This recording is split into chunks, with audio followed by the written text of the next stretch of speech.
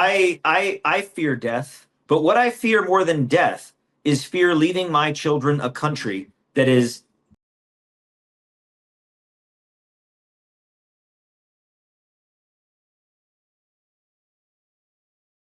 When I went to the Russell Building 3 weeks ago, no, actually no, a couple months ago actually, when I started this journey, I was standing in line to go in, and I took off my belt and I took my stuff and I put in a little bowl and I went through the security, and the guy standing behind me was a homeless gentleman, and he came behind me in the security. He went through too, and I had my Purple Heart lapel pin on. He was like, "Oh, you're a veteran," and I was like, "Yeah," and he was like, "Good on you, man. I served, and I'm on some hard times now." And I was like, "Oh, are you here to talk to our leaders?"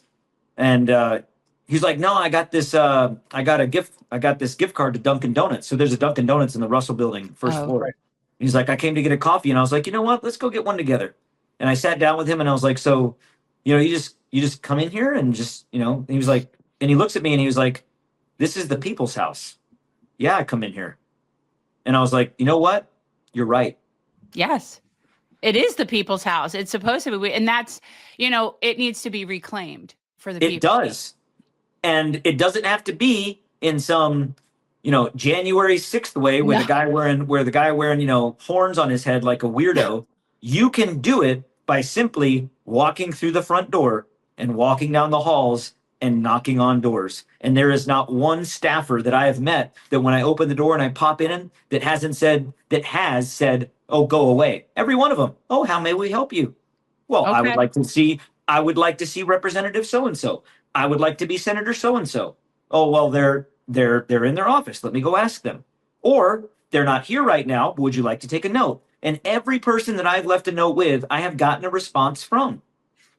When they tell you that you don't have a voice and they tell you that you do not have agency in our government, they win. That's what they want you to think. Go. Go to Congress. Go to the Capitol. When they hear enough people, they will get it. Right now, they hide behind APAC and they hide behind impunity because they think that no one's watching. Make them aware that people are watching, and you will see a change in behavior. I guarantee it. So I have to ask, have you gone to see my Congresswoman Debbie Wasserman Schultz, and how were you received there? I haven't yet, but she is on the list next week Mm. when I go with Doctors Against Genocide. I tag on with other groups as kind of like the 11 on the amplifier that only goes to 10. I bring it up to 11 when I go with Doctors Against Genocide, or Taxpayers Against Genocide, or other organizations. I kind of go in with them, and then because a lot of these organizations get kind of looked at by by some of these politicians, as you were mentioning, the other, people that on the Hill that think that they're so badass. And so, they talk down to doctors and teachers and others. And then I come in and I'm like, "Hey, I'm a West Point graduate. I'm a Republican. I served for 25 years in this army. And I think you're wrong. And I think that you're weak and you're supporting a genocide. And you're going to tell me I'm wrong? Okay, let's party. Pack a lunch. Let's go." Well, No, I think so. I agree. one thing that you can bring up with Wasserman Schultz is, I am sure you're familiar with the company Viasat. It's another global communications corporation. So she got in on the ground floor, apparently, of this corporation, which is now facilitating communication, I believe, in not just Israel, but a lot of places. And she has made a handsome profit of 345%. The only way you can do that is by being a criminal. There is no other way. And I would think that even if you can't get to her, it is imperative that everyone around her that is in her orbit, that works for her, everyone should know this. I don't know why we think it's acceptable. It is acceptable discourse amongst a lot of people. There was a person high up in the labor movement in South Florida that really wanted to help Jen when she ran for Congress. And she basically told him, "I'm going to blackmail you if you even think about getting it." No, she blackmailed him.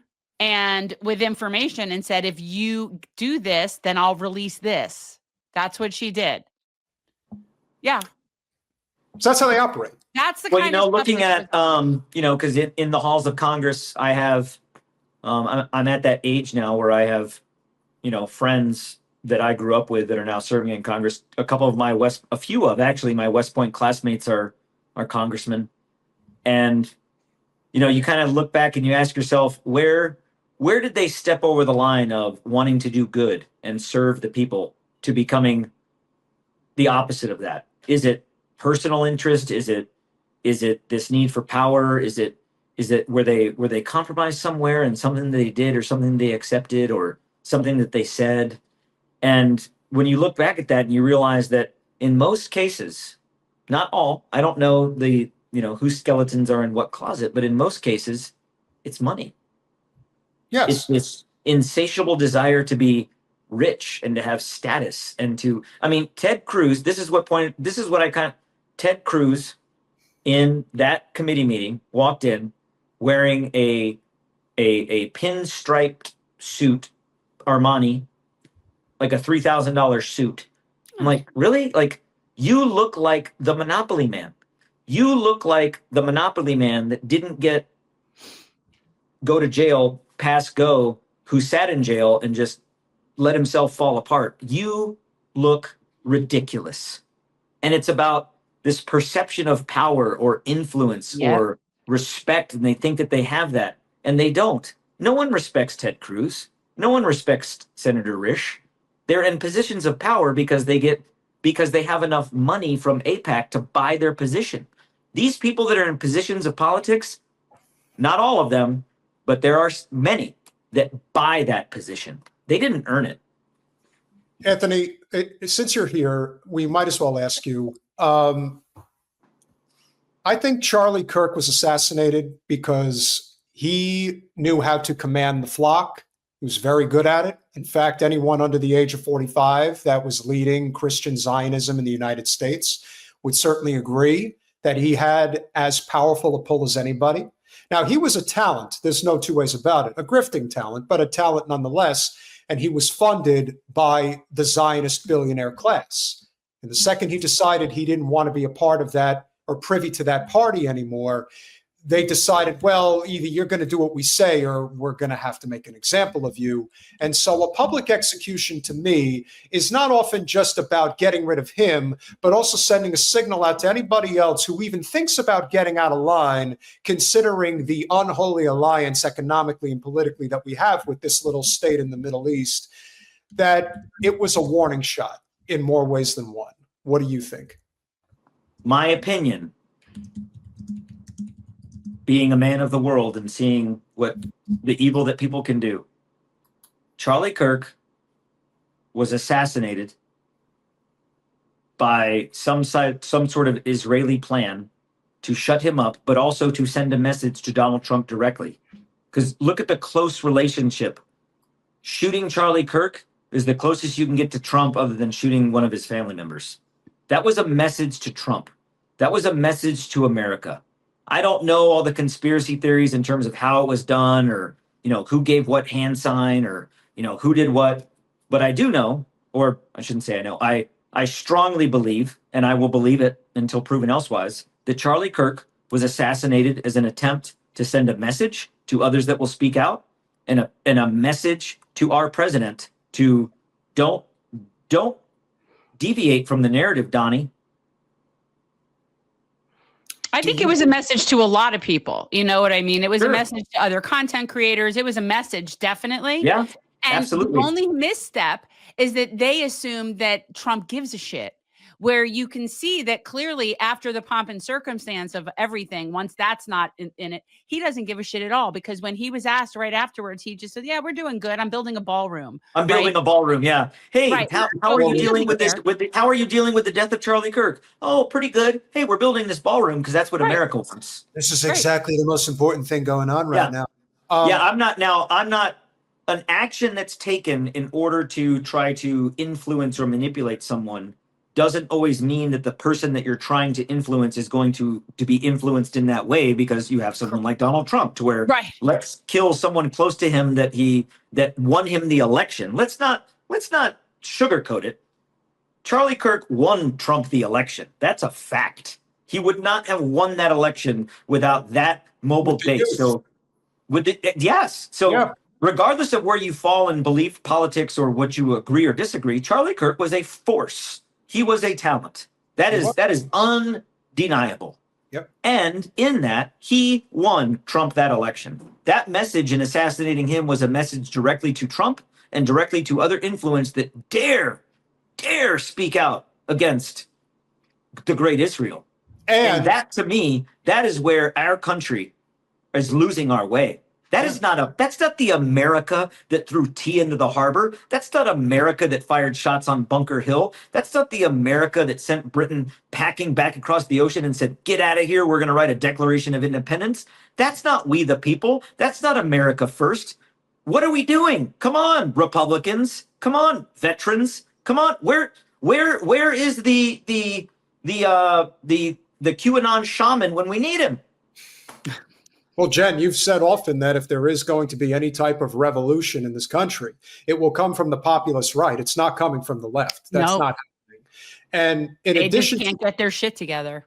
Well, they're trying to. But what I think it really comes down to here, a lot of people are afraid to die, which is understandable. We are a creature of comfort nation now, and people are just not used to having to fend for themselves in a way that, you were talking about, Jen, a little earlier regarding ChatGPT and the devastation that these industrial tech centers are doing to the environment. But to the average person, why do you want them, or why would you need them? It isn't that you need them. It's that we're just a very lazy culture now. And trying to get people off their ass to actually fight is a very hard thing to conceive amongst the populace. But as the economy continues to get worse, you really have to wonder how much more they're going to put up with. Now, the one thing I will say about politics, in particular about the Democratic Party and what it has become today, the second that they sense that they can just welcome all the Zionists, Christian or Jewish, into their coalition because the populist right is pushing them away, the Democrats will welcome them with open arms. Kamala Harris will welcome them with open arms if they think it will help them win. With no power and no consequences, we're seeing right now that they can't even lift a finger for Zoran Mamdani. It is painfully obvious that that party is going down in flames because they will not change. Bon voyage. Period. Bon voyage. Don't let the door hit you. I fear death, and coming from someone that has been close to it, I've been shot and wounded. In one combat engagement, I had an RPG that hit me, but the individual that fired it didn't take the pin out, so it didn't explode. Wow. I've often there have been times in my life where I have literally seen my life flash before my eyes, and I think to myself, "This is where it ends, Tony." And here I am.